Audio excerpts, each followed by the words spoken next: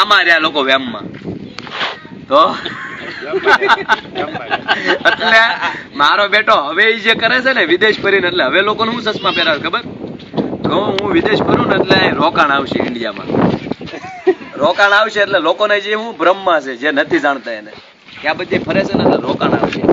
તમારે અહીંથી તમારે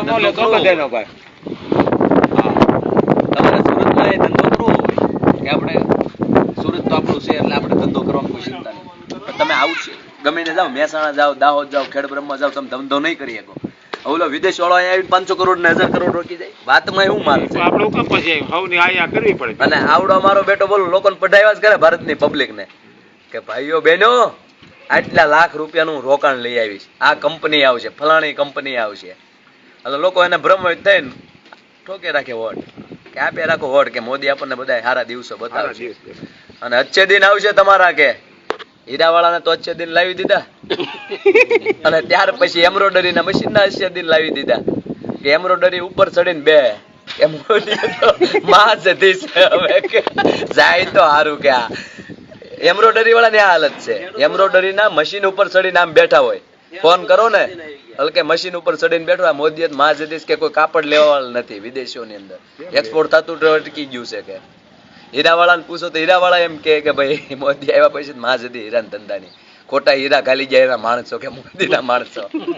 એટલે આપણે સારું એમ કેવું એટલે મોદીના માણસો હીરા ખોટા ખાલી જાય કે એવું જ ને કે એ આવ્યા પછી જ પનોતી બેઠી હીરા મને ખોટા હીરા જોયા હતા કોને કે હા. એટલે મેં પછી આપણે પૂછી કોક ને તો તમને લાગે છે હું એ કે કાંઈ નહીં, હવે તો આ હેઠો આવે ને તો સારું, કાને કોક મારી નાખે તો સારું કે બોલો.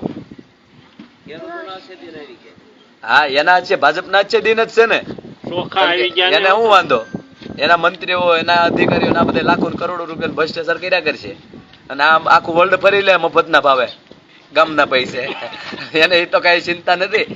દર 38મા દિવસે મારો બેટો વિદેશ પોગે છે આમ ગણો તો, અને હારે પાછું 100 જણાનો સ્ટાફ લઈ જાય, 5 સ્ટાર હોટલોમાં રહેવાનું આપણા ખર્ચે. અમેરિકા ગયો તો ને તો અમેરિકા વાળાએ ચોખ્ખું કીધું તો અહીંયા આવો એનો વાંધો નહીં, તમારા સ્ટાફનો ખર્ચો તમારે ભોગવવાનો. એ ભારત સરકારના પૈસે લોકો ત્યાં હોટલમાં રહ્યા, ખાવું પીવું આ બધું જે કાંઈ કર્યું હોય 25-50 કરોડ રૂપિયા એક દિન વાપરીને 2 દિનમાં ભાષણ કરીને અહીંયા વયો આવે. એટલે આ અચ્છે દિન નો કહેવાય.